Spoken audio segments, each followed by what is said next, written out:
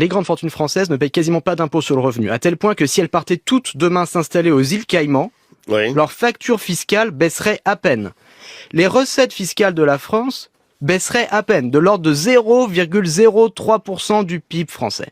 C'est pour ça qu'il faut venir mettre un plancher. Il faut dire, si vous êtes immensément riche, vous devez payer au moins chaque année un taux modeste, 2%. Aujourd'hui, tout prélèvement obligatoire confondu. Si on va au-delà de juste l'impôt sur le revenu, mais qu'on ajoute la TVA, l'impôt sur les sociétés, etc., les milliardaires français ont un taux de prélèvement obligatoire qui est 2 fois plus faible que celui de toutes les autres catégories sociales, les classes moyennes, les classes populaires, les classes moyennes supérieures.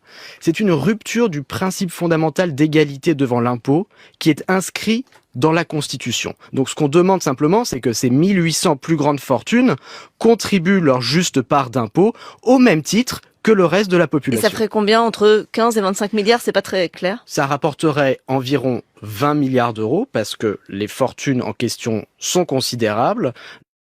Les 500 plus grandes fortunes du classement Challenge, elles possèdent 1200 milliards d'euros et leur taux d'imposition actuel, comme je le rappelais, est extrêmement faible. 20 milliards d'euros, il faut bien comprendre, 0,8% du PIB dans la situation budgétaire actuelle, où on a besoin de passer de 5-6% de déficit aujourd'hui à 3% à horizon 2029. Ça va pas résoudre tous nos problèmes de finances publiques, mais ça nous permettrait quand même de faire un grand pas en avant.